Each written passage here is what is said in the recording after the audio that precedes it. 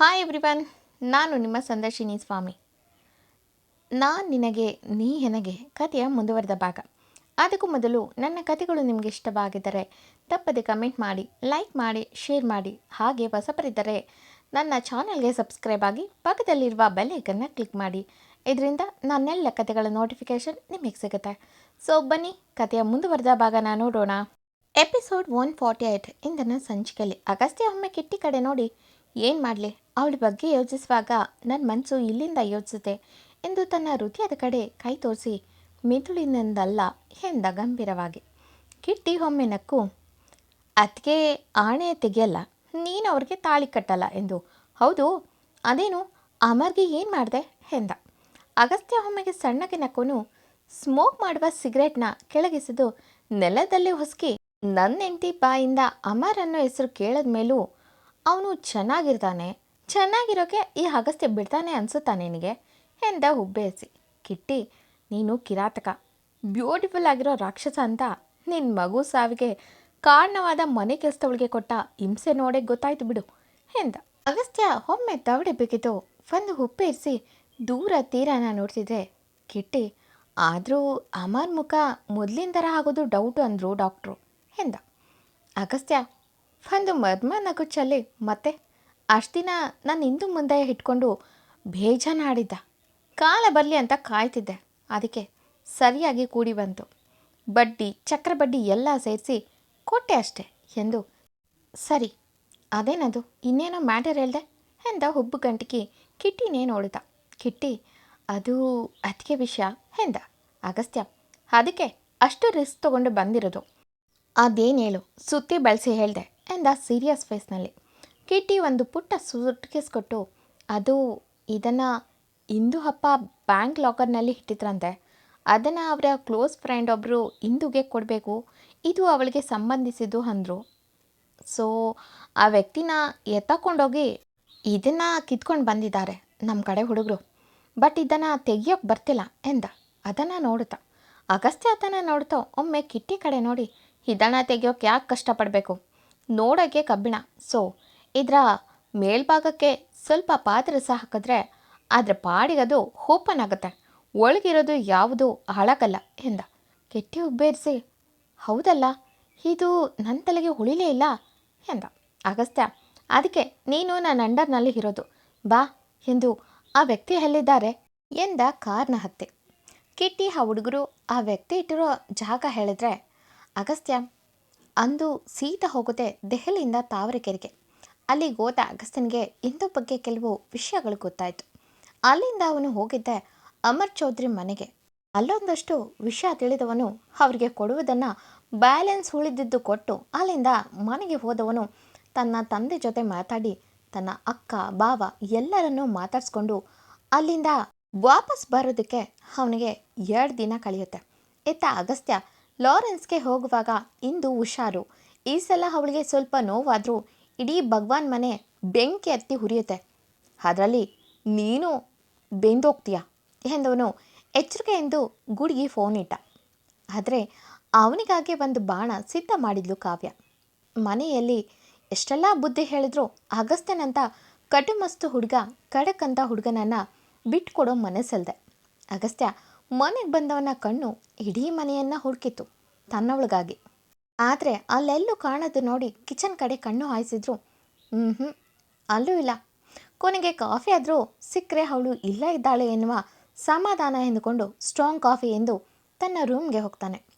ಅವನ ರೂಮ್ಗೆ ಎಂದಿನಂತೆ ತುಳಸಿನೇ ಕಾಫಿ ತಂದಿದ್ದು, ಆದರೆ ಅದನ್ನು ಕುಡಿದು ನೋಡಿದ್ದವನಿಗೆ ಗೊತ್ತಾಗಿತ್ತು ಇದು ಇಂದು ಮಾಡಿದ್ದಲ್ಲ ಎಂದು.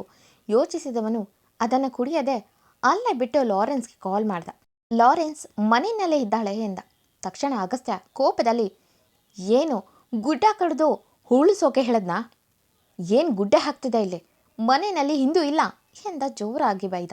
ಅಗಸ್ತ್ಯನಿಗೆ ಮನೆಯಲ್ಲಿ ಹುಡುಗಿ ಎಲ್ಲಿ ಎಂದು ಕೇಳುವ ಪರಿಸ್ಥಿತಿನೂ ಇಲ್ಲ, ಜೊತೆಗೆ ಅವಳು ಕಾಣದೆ ಮನಸ್ಸು ಕೂಡ ತಡಿತಿಲ್ಲ. ಲಾರೆನ್ಸ್ ಬಳಿ ಇಮಿಡಿಯೇಟ್ ಅವಳು ಎಲ್ಲಿ ಹೋಗಿದ್ದಾಳೆ ಅನ್ನೋದನ್ನು ಗೊತ್ತಾಗಬೇಕು ಎಂದ.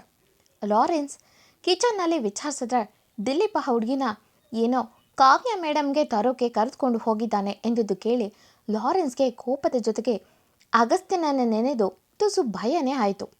ಈಗ ವಿಧಿ ಇಲ್ಲದೆ ಇರೋ ವಿಷಯನ ಅಗಸ್ತ್ಯನ ಬಳಿ ಹೇಳ್ದ. ಆ ಮಾತು ಕೇಳಿದ ಅಗಸ್ತ್ಯ ಕೋಪದಲ್ಲಿ ವಾಟ್ ಎಂದು ಕಿರುಚಿದವನ ಧ್ವನಿ ಕೇಳಿದಂಥ ಲಾರೆನ್ಸ್ ಕೂಡ ಒಂದು ಕ್ಷಣ ಎದರ್ದ. ಸಾರಿ ಅಗಸ್ತ್ಯ, ನನಗೆ ಇದೆಲ್ಲ ಗೊತ್ತಿಲ್ಲ ಎಂದು ಧ್ವನಿ ತಗ್ಗಿಸಿ, ಸಾರಿ ಅಗಸ್ತ್ಯ, ಇದು ನನಗೆ ಗೊತ್ತಿಲ್ಲ. ಮನೇಲಿ ಇದ್ದಾಳೆ ಎಂದು ತಿಳಿದಿದ್ದೆ. ಇಂದು ಕೂಡ ನನಗೊಂದು ಮಾತು ಕೂಡ ಹೇಳಿ ಹೋಗಿಲ್ಲ. ಸಾರಿ, ನೀನು ಕೇಳಿದ ಮೇಲೇ ನನಗೆ ಗೊತ್ತಾಗಿತ್ತು. ಇದುವರೆಗೂ ಮನೆಯಲ್ಲೇ ಇಂದು ಇದ್ದಾಳೆ ಎಂದು ತಿಳಿದಿದ್ದೆ.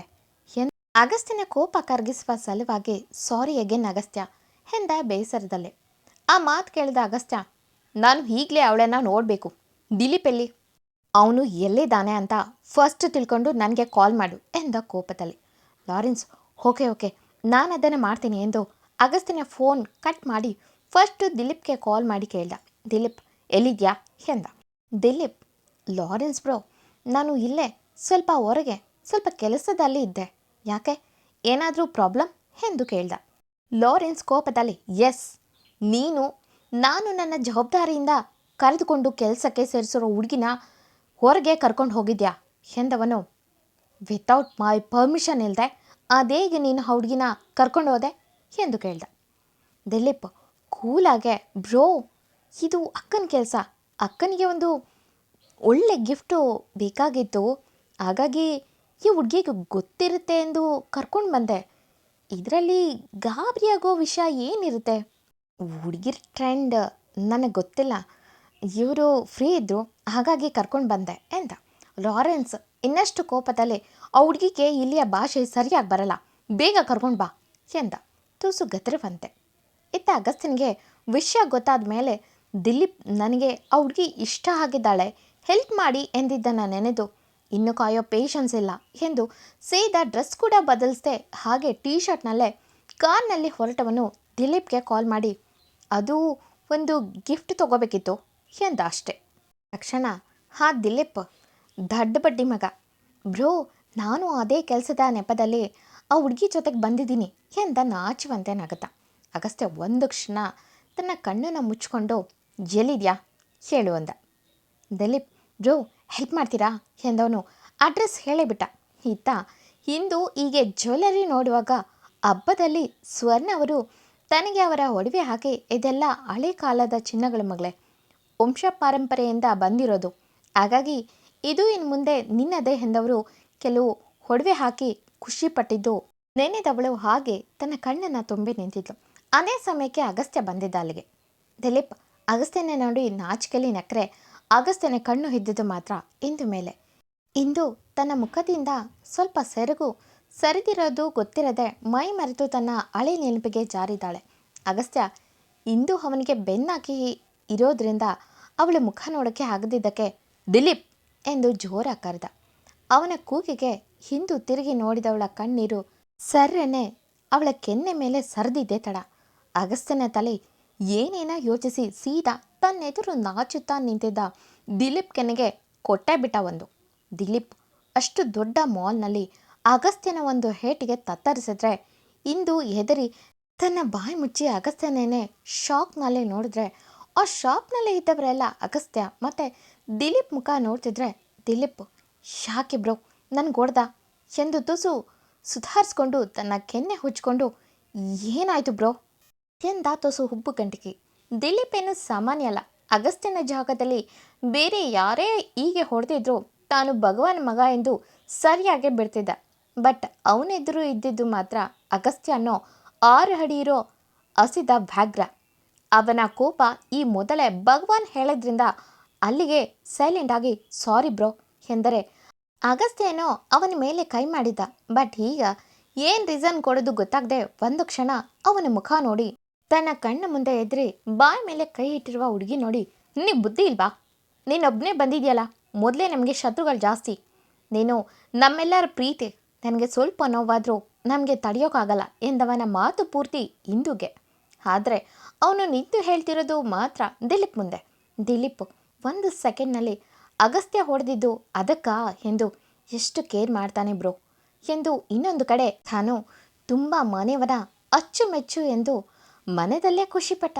ಆದರೆ ಸತ್ಯ ಗೊತ್ತಾದರೆ ಇವನೇ ಮೊದಲು ನುಗ್ಗೆ ಮರಕ್ಕೆ ನೇಣು ಬಿಗಿದುಕೊಳ್ಳೋದು.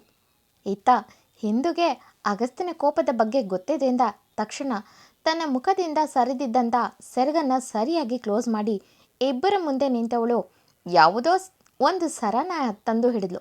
ಅಗಸ್ತ್ಯ ಒಮ್ಮೆ ಅವಳನ್ನೇ ಗುರಾಯಿಸಿದ್ರು ಬೇರೇನೂ ದಿಲೀಪ್ ಮುಂದೆ ಚಕಾರ ಎತ್ತಲಿಲ್ಲ.